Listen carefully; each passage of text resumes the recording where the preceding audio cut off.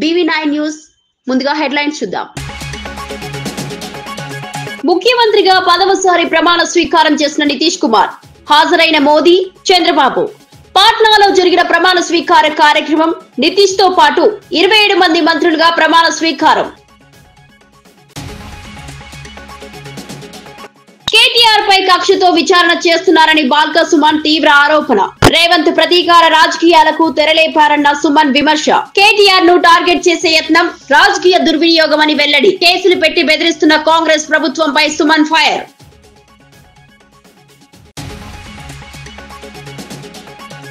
Jagan CBI court ప్రయాణం. బేగంపేటలో కట్టుదిట్టమైన భద్రత. భారీ కాన్వాయ్ తో బయలుదేరిన జగన్. నగరంలో ట్రాఫిక్. కోర్టు పరిసరాల్లో అలర్ట్. పోలీసులు కఠిన పర్యవేక్షణ. జగన్ హాజరుతో హైదరాబాద్ లో పెరిగిన బందోబస్తు. రంపచోడవరం పర్యటనలో డీజీపీ హరీష్. నక్సల్ ప్రాంతాల సమీక్ష.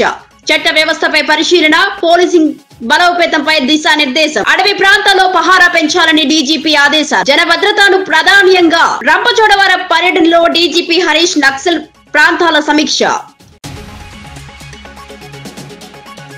రైతు జపం చేస్తున్న జగన్ పై నిమ్మల రామానాయుడు ఫైర్. వైసీపీ హయాంలో రైతుల కోసం ఏం చేయలేదన్న మంత్రి విమర్శ. కొత్త ప్రభుత్వం రైతులకు పూర్తి మద్దతు ఇస్తుందని హామీ.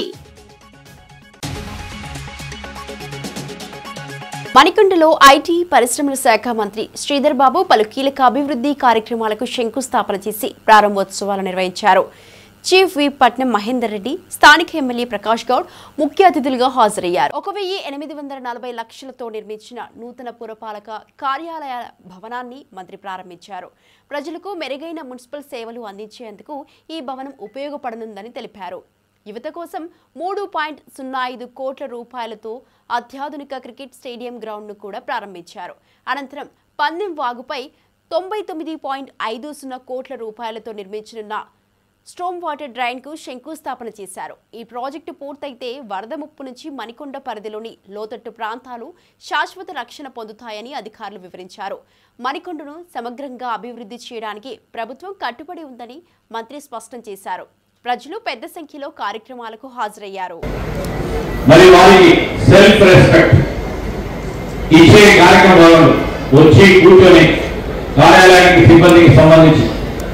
మేము మా కార్యాలయానికి వచ్చాము అనే ఒక నమ్మకం, ఒక విశ్వాసం, ఒక ఆత్మవిశ్వాసం కలిగించే ఒక స్థలాన్ని ఏర్పాటు చేసిన తరుణంలో వారికి హృదయపూర్వకంగా మా ప్రకాష్ గౌడ్ గారికి ప్రత్యేకంగా అభినందనలు తెలియజేస్తా ఉన్నాం.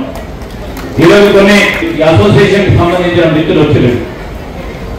మాకు ఇక్కడ ఉన్న చుట్టూ పరిసరాల ప్రాంతాలకు సంబంధించిన అసోసియేషన్ కి సంబంధించి మాకు ప్రధానమైన కమ్యూనిటీ హాల్ నిర్మాణం చేయాలని కోరేది. నేను ప్రకాష్ గౌడ్ గారితో కూడా చర్చిస్తాం. నిధులు ఏ విధంగా కేటాయింపు చేయాలి, ఎక్కడ స్థలం ఉందని ఆలోచన చేసి పరిశీలన చేసి ఒక కార్యాచరణ తీసుకొని దానికి కూడా నిధులు ఇప్పించే కార్యక్రమం చేస్తామని కూడా నేను మీ అందరికీ మనవి చేస్తా ఉన్నా.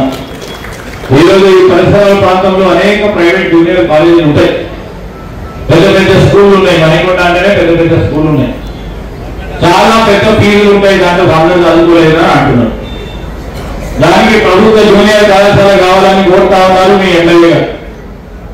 ఈరోజు విద్యాపరంగా కూడా మరి ఆ మంత్రిత్వ శాఖను ముఖ్యమంత్రి గారి దగ్గర ఉంది. మరి ప్రభుత్వ పరంగా ఈరోజు నిర్ణయం తీసుకోవాలి. నేను కూడా తప్పకుండా నేను ఇన్ఛార్జ్ మంత్రిగా గౌరవ ముఖ్యమంత్రి గారి దృష్టికి తీసుకెళ్తాను. బీజేపీలో ఈటెల రాజేందర్ తో విభేదాలున్నాయనే వార్తలపై కేంద్ర సహాయ మంత్రి బండి సంజయ్ క్లారిటీ ఇచ్చారు. పార్టీ నేతల మధ్య విభేదాలు ఉన్నాయన్న ప్రచారం పూర్తిగా అవాస్తవమని ఆయన స్పష్టం చేశారు. పార్టీ సిద్ధాంతం బలోపేతం కోసం ఎప్పుడూ పనిచేశానని, ఎవరికైనా తనపై అభిప్రాయ భేదాలు ఉన్నా తానే తప్పుకుంటానని చెప్పారు. వ్యక్తిగత అహంకారం కోసం రాజకీయాలు చేయడం లేదని, పార్టీ ప్రయోజనాలే ముఖ్యమని తెలిపారు. బీజేపీలో వ్యక్తిగత అజెండాలకు స్థానం లేదని, అందరూ కలిసి పనిచేయాలని పిలుపునిచ్చారు. ఇటీవల సోషల్ మీడియాలో వస్తున్న ప్రచారంపై స్పందిస్తూ అబద్ధాలు సృష్టించేందుకు కొంతమంది ప్రయత్నిస్తున్నారని వ్యాఖ్యానించారు. తమ లక్ష్యం కాంగ్రెస్ బీఆర్ఎస్ వైఫల్యాలను బయటపెట్టి ప్రజలకు నిజాలు చేరవేయడమే చెప్పారు. ఇక రాష్ట్రంలో బీజేపీ మరింత బలపడేలా పనిచేస్తామని, నాయకుల్లో ఐక్యత దృఢంగా కొనసాగుతుందని ఆయన తెలిపారు. కనీసం జైలు కాదు, కనీసం వాళ్ళు ముట్టుకున్నటువంటి పాపన పోలే. లోపాయకారి ఒప్పందంతో ఇవాళ రాష్ట్ర ముఖ్యమంత్రి అందుకు చెప్తున్న ఈ తెలంగాణ రాష్ట్రంలో ఆర్కే పాలన సాగుతున్నది. ఆర్కే రేవంత్ రెడ్డి కేటీఆర్ పాలన కొనసాగుతున్నది. అది తప్పించుకోవడానికి మా మీద నిలుస్తారు. అంతా కూడా ఇలా కానీ గింత అవినీతి జరిగిందని చెప్పి ఎన్నికల ముందు ఆరోపణ చేసిన రాష్ట్ర ముఖ్యమంత్రి ఏ ఒక్కదాని చర్య తీసుకోకుండా ఏమంటే గవర్నర్ ఫైల్ పంపడము, గవర్నర్ దగ్గర పెండింగ్ ఉంది, సిబిఐ కన్నా ఢిల్లీలో పెండింగ్ ఉంది. నీ చేతిలో ఫస్ట్ ఏరాదు. ఇక కేసీఆర్ బీఆర్ఎస్ గవర్నమెంట్ లో అవినీతి ఏం జరగలేదంటే ఒప్పుకుంటారు వీళ్ళందరినీ. కేటీఆర్ పై విచారణకు గవర్నర్ అనుమతి ఇవ్వడంపై బీఆర్ఎస్ చేస్తున్న విమర్శలకు ఎమ్మెల్సీ అద్దంకి దయాకర్ కౌంటర్ ఇచ్చారు. ఇది కక్ష సాధింపు కాదని, చట్టం ముందు ఎవరైనా ఒకటేనని ఆయన స్పష్టం చేశారు. ఫార్ములా ఈ రేస్ భూముల కేసులో కేటీఆర్ చేసిన తప్పులనే ప్రభుత్వం పరిశీలించి నిర్ణయం తీసుకుందని పేర్కొన్నారు. ఎన్నిసార్లు ఆరోపణలు చేసినా వాస్తవాలు మారబోవన్న వ్యాఖ్యలతో బీఆర్ఎస్ ను ఎద్దేవా చేశారు. ప్రజల సొమ్ముకు కాపలా కాసే బాధ్యత ప్రభుత్వానిదని, అక్రమాలు జరిగితే విచారణ తప్పదని చెప్పారు. పసలేని వాదనలతో తప్పించుకోవాలని బీఆర్ఎస్ ప్రయత్నిస్తోందని మండిపడ్డారు. ప్రతిపక్షం విమర్శించడమే మంచి ప్రజాస్వామ్యం కానీ వాస్తవాలను వక్రీకరించడం రాజకీయ దుర్వినియోగం మాత్రమేనని దయాకర్ తెలిపారు. ఈ కేసులో ప్రభుత్వం ఏ విధమైన ఒత్తిళ్లకో ఫేవర్లకో లోబడలేదని, పూర్తిగా చట్టం ప్రకారం ముందుకెళ్తుందని చెప్పారు. ఈ ఫార్ములా కేసు రేసు విషయంలో కేటీఆర్ చేసింది ముమ్మాటికి తప్పని భావించింది ప్రభుత్వం కాబట్టి కేసు పెట్టింది. చట్టబద్ధంగా న్యాయబద్ధంగా ఈరోజు చర్యలు తీసుకోవడానికి సిద్ధపడుతున్న క్రమంలో గవర్నర్ గారు ఇచ్చిన ఈ అనుమతి అనేది ప్రభుత్వాన్ని సపోర్ట్ చేసినట్టుగా, ప్రభుత్వం తీసుకుంటున్న చర్యలు న్యాయబద్ధమైనట్టుగా మనకు అర్థమవుతున్న పరిస్థితి. కాబట్టి ఇప్పటికైనా విచారణకు సహకరించి ఏ విధంగా ఎందుకు అలాంటి తప్పు చేయాల్సి వచ్చిందో విచారణ సంస్థల ముందు, ఏసీబీ ముందు కానీ కోర్టుల ముందు కానీ చెప్తే మంచిది. అన్ని రకాల ఇప్పుడు అవకాశాలు తీసుకున్నాం. ఈ కేసు ఫాల్స్ కేసు కాబట్టి కొట్టేయండి అని, లేకపోతే దురుద్దేశంతో చేస్తున్నారని కొట్టేయమనండి, అసలు అరెస్ట్ చేయకూడదని చెప్పేసి కోర్టుకు పోయినా సరే కోర్టు మీకున్న అవకాశాలు ఇచ్చింది. ఇప్పుడు ప్రభుత్వం ముందున్న ఏకైక లక్ష్యం ప్రజాధనాన్ని కాపాడడం ఇలా.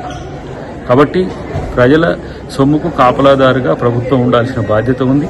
ఆ విషయంలో బీఆర్ఎస్ ప్రభుత్వం తప్పు చేసింది. ఆ రోజు మంత్రిగా ఉన్న కేటీఆర్ చేసిన తప్పు అది కాదు అని నిరూపించుకుంటే వాళ్ళకి ఏ సమస్య ఉంది. కానీ తప్పు చేసి మా మీద ఎలక్షన్ల ముందు ఇట్లా చేస్తుంది, ఎలక్షన్ల తర్వాత ఎట్లా చేస్తుంది అంటే ఎలక్షన్లు ఎప్పుడు ఉంటాయి? దీని తర్వాత లోకల్ బాడీ ఎలక్షన్స్ ఉంటాయి, ఆ తర్వాత మున్సిపల్ ఎలక్షన్స్ ఉంటాయి, ఇంకా భవిష్యత్తులో ఏమైనా ఎలక్షన్స్ వచ్చినా రావచ్చు. కాబట్టి ఇది బేస్ చేసుకొని పసలేని వాదనతో తప్పించుకోవడం అనేది బీఆర్ఎస్ వల్ల కాదు, కేటీఆర్ వల్ల కాదు అనే విషయాన్ని తెలుసుకుంటే మంచిది. హైదరాబాద్ ఐటెక్స్ వేదికగా జరుగుతున్న ఎర్త్ సమ్మిట్ హైదరాబాద్ ఎడిషన్ లో డిప్యూటీ సీఎం భట్టి విక్రమార్క, మంత్రి తుమ్మల నాగేశ్వరరావు పాల్గొన్నారు. NABARD, internet and mobile association of India సంయుక్తంగా నిర్వహిస్తున్న ఈ 2 రోజుల సదస్సు గ్రామీణ ఆవిష్కరణలు, సాధికారత, సుస్థిర అభివృద్ధిపై దృష్టి సారించి డిజిటల్ మార్పులు, వ్యవసాయ రంగంలో సాంకేతిక వినియోగం, గ్రామీణ ఉద్యోగ అవకాశాల విస్తరణపై నిపుణులు పలు కీలక ప్రసంగాలు చేశారు.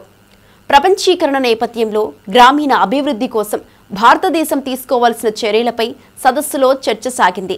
భట్టి మాట్లాడుతూ గ్రామీణ ప్రాంతాల్లో జీవన ప్రమాణాలను పెంచేందుకు ప్రభుత్వం కట్టుబడి ఉందన్నారు. తుమ్మల మాట్లాడుతూ నూతన ఆవిష్కరణలు, డిజిటల్ సాధనాలు వచ్చే తరాలకు కీలకమని చెప్పారు. ఈ కార్యక్రమంలో పరిశ్రమలు, స్టార్టప్లు, అకాడమిక్ సంస్థల ప్రతినిధులు పెద్ద ఎత్తున పాల్గొన్నారు.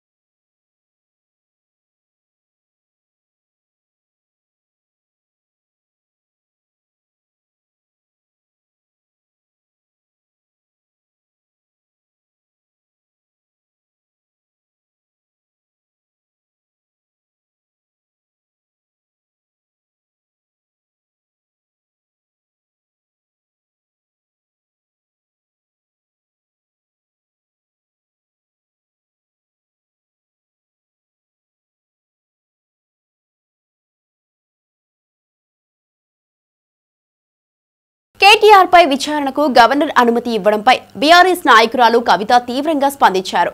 ప్రతిపక్ష నేతలపై కేసులు పెట్టడమే బీజేపీ కాంగ్రెస్ల ముఖ్య రాజకీయ వ్యూహమైందని ఆమె ఆరోపించారు. తెలంగాణలో జరుగుతున్న అక్రమ కేసులే దేశంలో కక్షపూరిత రాజకీయాలకు నిదర్శనమని కామెంట్ చేశారు. ఎవరి మీదైనా కేసు పెట్టడం ఇప్పుడు అధికార పార్టీల రాజకీయ సాధనంగా మారిందని విమర్శించారు. బీజేపీ కాంగ్రెస్ కలిసి ప్రతిపక్ష స్వరాలను అణిచివేయడానికి ప్రయత్నిస్తున్నాయని అన్నారు. ప్రజలు అన్నీ గమనిస్తున్నారని, చివరకు ప్రజాస్వామ్యం గెలుస్తుందని కవిత అన్నారు. దీనిని తాము భయపడబోమని, బీఆర్ఎస్ ప్రజల కోసం పోరాటం కొనసాగిస్తుందని స్పష్టం చేశారు. రాజకీయాల్లో వ్యక్తిగత ప్రతీకారాలు ప్రోత్సహించడం ప్రజలు సహించరని హెచ్చరించారు. కేటీఆర్ పై చేసే విచారణ రాజకీయ ప్రయోజనాల కోసమేనని ఆమె అభిప్రాయపడ్డారు.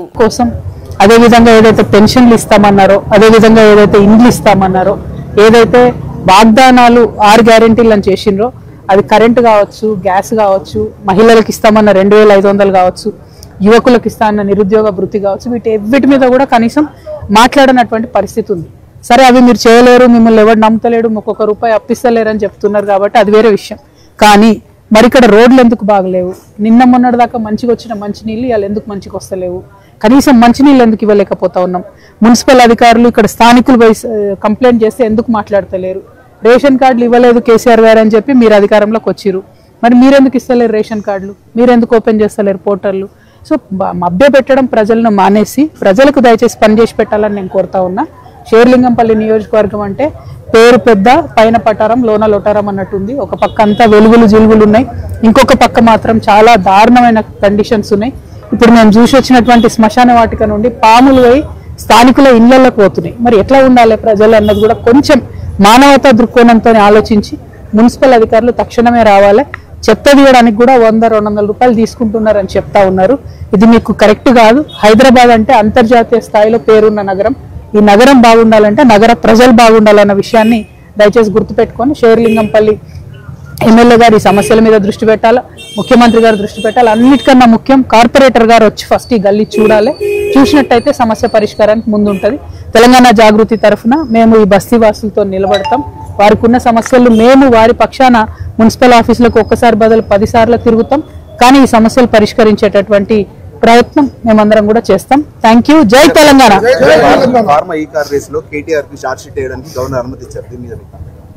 ఇప్పుడు బీజేపీలకు ఏం పని ఉంది? వాళ్ళ మీద కేసులు పెట్టాలా, వీళ్ళ మీద కేసులు పెట్టాలి తప్పితే ఇంకో పని లేదు వాళ్ళకి. కాంగ్రెస్ వాళ్ళకి ఏం పని ఉంది? సంక్షేమ పథకాలు ఏం చేయలేరు, వచ్చి బస్తీలలో ముఖం చూపించుకునే పరిస్థితి లేదు. కాబట్టి ప్రతిపక్ష నాయకుల మీద కేసులు పెట్టాలన్న ఆలోచన చేస్తూ ఉన్నారు. సో అల్టిమేట్గా ప్రజలు గమనిస్తారు ఎవరి మీద ఏమవుతుంది ఏంది అన్నది. చట్టం అనేది ఒకటి ఉంది, కోర్టు న్యాయ వ్యవస్థ కూడా ఈ దేశంలో ఉంది. కాబట్టి ఎట్లా జరుగుతుంది, ఏం ప్రూఫ్ వస్తుంది అన్నది తర్వాత చూద్దాం. కానీ ఈ దేశంలో మాత్రం కక్షపూరితమైన రాజకీయాలు జరుగుతున్నాయి అనడానికి ఈ రాష్ట్రంలోనే అనేక ఉదాహరణలు ఉన్నాయి. నేను నంబర్ 1, ఇప్పుడు మిగతా వాళ్ళంతా నంబర్ 2, 3, 4. Thank you. జై తెలంగాణ. ఒక్క నిమిషం మేము చెప్పొచ్చా? మైక్ పెట్టండి. నేను మైకిలో చెప్పాలి, వాళ్ళకు కూడా తెలియాలి పిల్లలు కదా. నేను మా అమ్మాయి అంటే నాకు 4 పిల్లలు. మా చిన్నమ్మాయి పేరు ఏకద. మంగాని పడింది. మంగాని పడితే మేమేమో ఇప్పుడు ఎవరు ఆకంట ఓపెన్ చేయాలని ఏం చేయాలని తనదేమో మార్చుకోవడానికి మేము గాంధీ దగ్గరికి వెళ్ళామని చెప్పారండి. మేము ఇక్కడ మార్చుకోవడానికి మన ఈశోకి వెళ్ళాం. ఈశోకి వెళ్తే లేదమ్మా మన ముఖ్యం ఇక్కడ ఎవరు ఎమ్మెల్యే వాళ్ళ ఇంటికి వెళ్ళి చేసుకోండి అని చెప్పారు. చెప్తే అక్కడ ఎమ్మెల్యే ఇంటికి మన గాంధీ గారి దగ్గరికి వెళ్ళి పర్మిషన్ తీసుకొని వచ్చాను.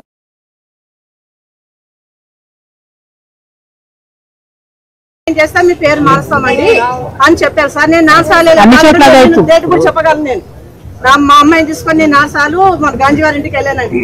వెళ్తే బీహార్లో ఎన్డీఏ ప్రభుత్వం అధికారంలోకి వచ్చింది. జేడీయూ అధినేత నితీష్ కుమార్ 10వ ముఖ్యమంత్రిగా ప్రమాణ స్వీకారం చేశారు. పాట్నాలోని గాంధీ మైదానంలో జరిగిన ఈ కార్యక్రమంలో సామ్రాట్ చౌదరి, విజయ్ కుమార్ సిన్హా సహా పలువురు మంత్రులు కూడా ప్రమాణం చేశారు. ఈ వేడుకకు ప్రధానమంత్రి నరేంద్ర మోదీ, కేంద్ర మంత్రులు అమిత్ షా, రాజ్నాథ్ సింగ్, జేపీ నడ్డా హాజరయ్యారు. ఏపీ సీఎం చంద్రబాబు సహా ఎన్డీఏ పాలిత రాష్ట్రాల ముఖ్యమంత్రులు పాల్గొన్నారు. రాజకీయంగా కీలకమైన ఈ ప్రమాణ స్వీకారాన్ని వేలాది మంది ప్రత్యక్షంగా వీక్షించారు. బీహార్ ప్రజలకు అభివృద్ధి, స్థిర ప్రభుత్వం అందించడమే తమ లక్ష్యమని నితీష్ ఈ సందర్భంగా పేర్కొన్నారు. కేంద్రంతో కలిసి పనిచేసి రాష్ట్ర అభివృద్ధి కార్యక్రమాలను చేపట్టనున్నట్లు తెలిపారు.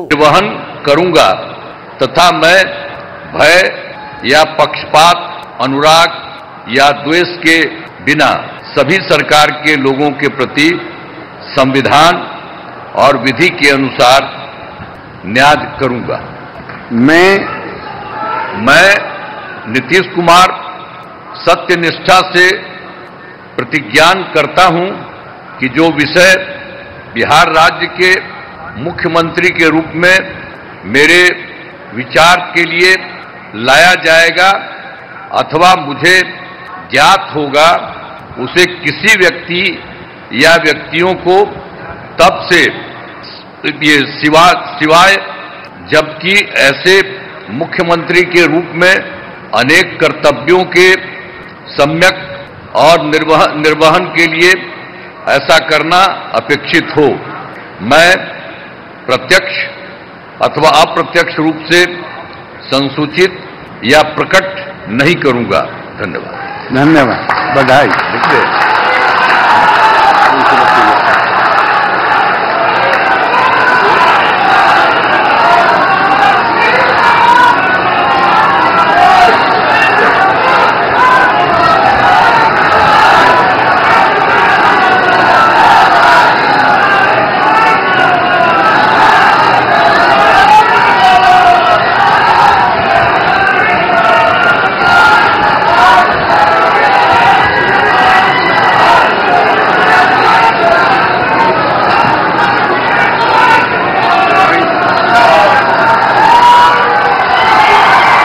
అరేబియాలో జరిగిన రోడ్డు ప్రమాదంలో మరణించిన కుటుంబాలకు పూర్తి స్థాయిలో అండగా ఉంటామని బీఆర్ఎస్ వర్కింగ్ ప్రెసిడెంట్ ప్రకటించారు. మృతుల కుటుంబ సభ్యులను ఆదుకోవడానికి పార్టీ తరపున ఒక ప్రత్యేక బృందాన్ని సౌదీకి పంపినట్లు తెలిపారు. అక్కడి ఎంబసీ అధికారులతో బృందం సమావేశమై బాధిత కుటుంబాలకు అందించాల్సిన సహాయం, అవసరమైన ఏర్పాట్లపై చర్చించినట్లు పేర్కొన్నారు. విదేశాల్లో ఇలాంటి అపశృతులు జరిగినప్పుడు ప్రభుత్వం మాత్రమే కాకుండా రాజకీయ పార్టీలు కూడా ముందుకు రావాలని ఆయన అభిప్రాయపడ్డారు.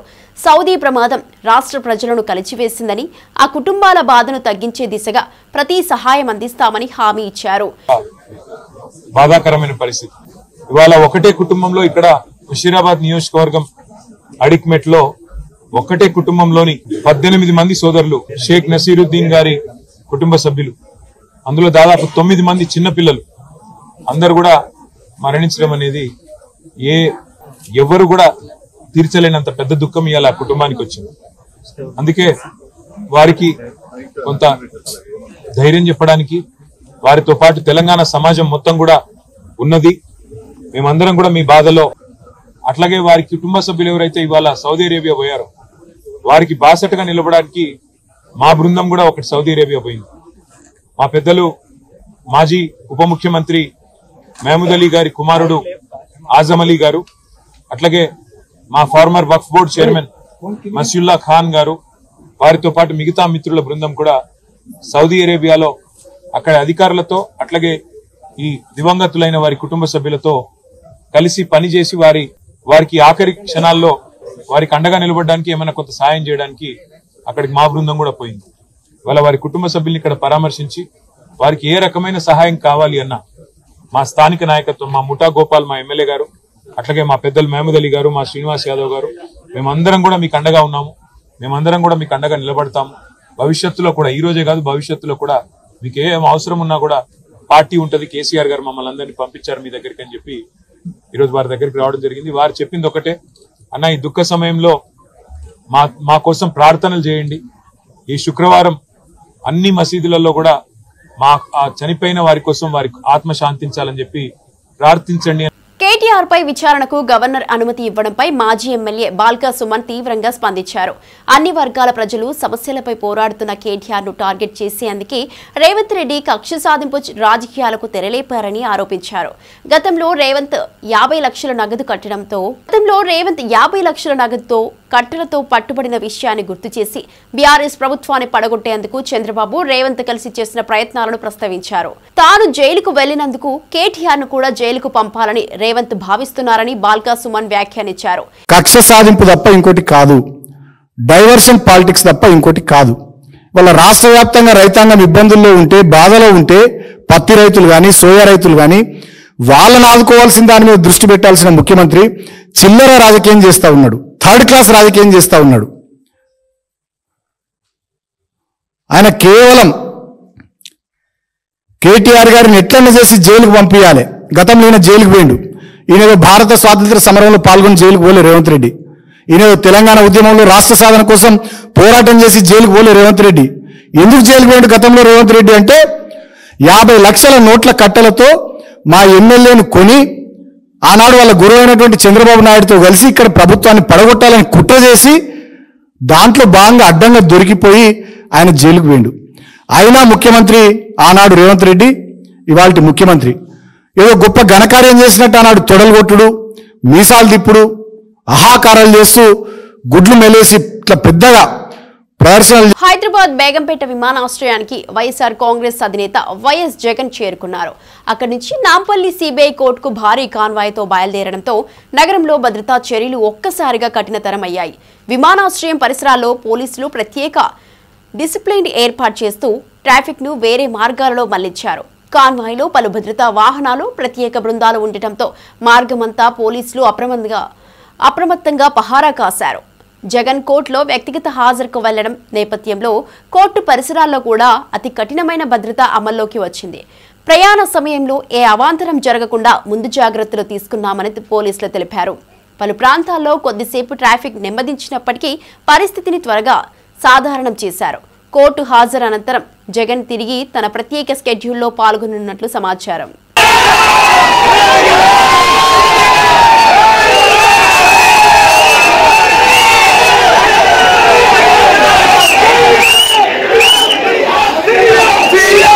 సూర్యాపేట జిల్లా చిల్కూరు గ్రామంలో దళిత యువకుడు రాజేష్ లాకప్ లో మరణించిన సంఘటనపై బీఆర్ఎస్ నాయకుడు ఆర్ఎస్ ప్రవీణ్ కుమార్ తీవ్రంగా స్పందించారు.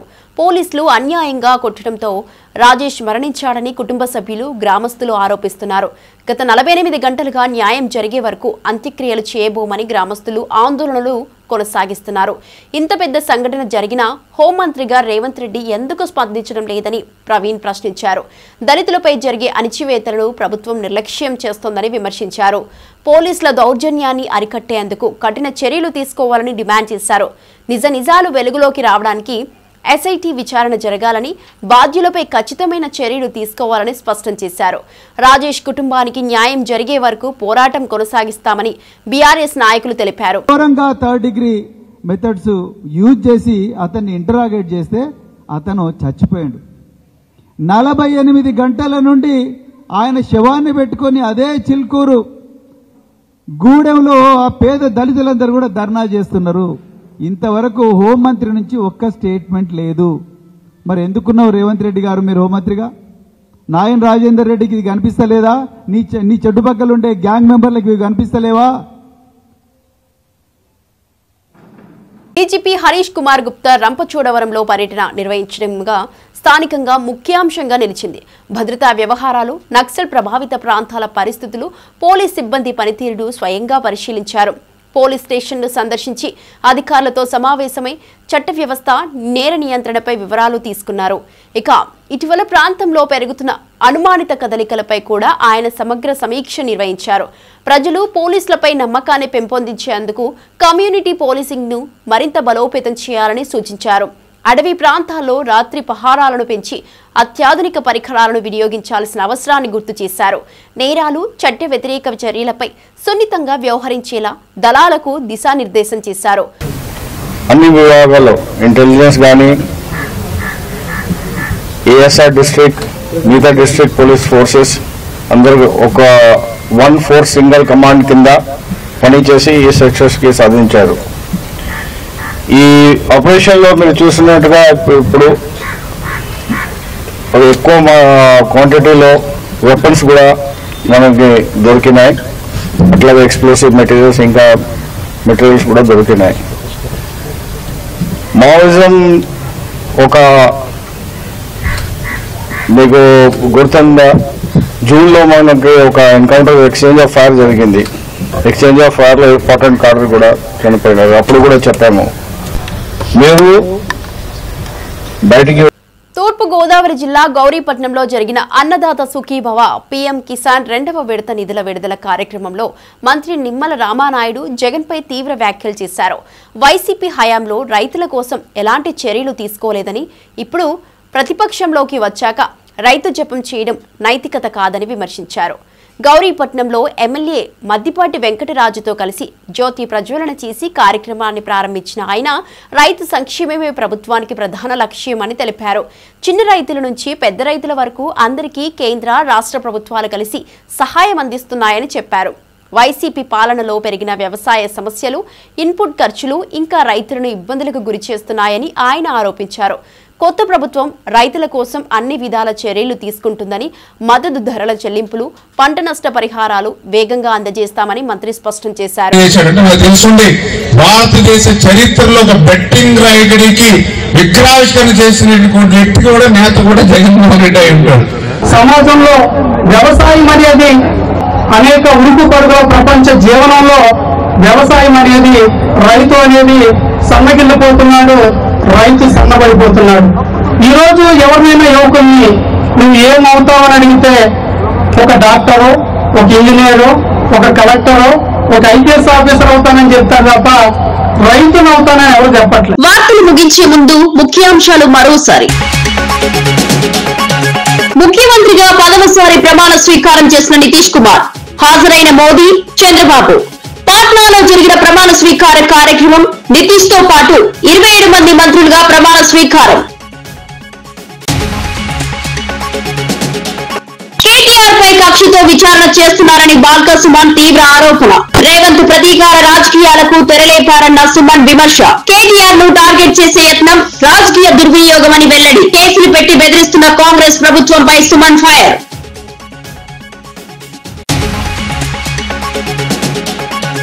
జగన్ సిబిఐ కోర్టు ప్రయాణం, బేగంపేటలో కట్టుదిట్టమైన భద్రత. భారీ కాన్వాయ్తో బయలుదేరిన జగన్, నగరంలో ట్రాఫిక్. కోర్టు పరిసరాల్లో అలర్ట్, పోలీసులు కఠిన పర్యవేక్షణ. జగన్ హాజరుతో హైదరాబాద్ లో పెరిగిన బందోబస్తు. రంపచోడవరం పర్యటనలో డీజీపీ హరీష్ నక్సల్ ప్రాంతాల సమీక్ష. చట్ట వ్యవస్థపై పరిశీలన, పోలీసింగ్ బలోపేతంపై దిశానిర్దేశం. అడవి ప్రాంతాల్లో పహారా పెంచాలని డీజీపీ ఆదేశాలు. జన భద్రతను ప్రాధాన్యంగా. రంపచోడవరం పర్యటనలో డీజీపీ హరీష్ నక్సల్ ప్రాంతాల సమీక్ష. రైతు జపం చేస్తున్న జగన్ పై నిమ్మల రామానాయుడు ఫైర్. వైసీపీ హయాంలో రైతుల కోసం ఏం చేయలేదన్న మంత్రి విమర్శ. కొత్త ప్రభుత్వం రైతులకు పూర్తి మద్దతు ఇస్తుందని హామీ. మరో బులెటిన్ లో మళ్ళీ కలుద్దాం. నమస్కారం.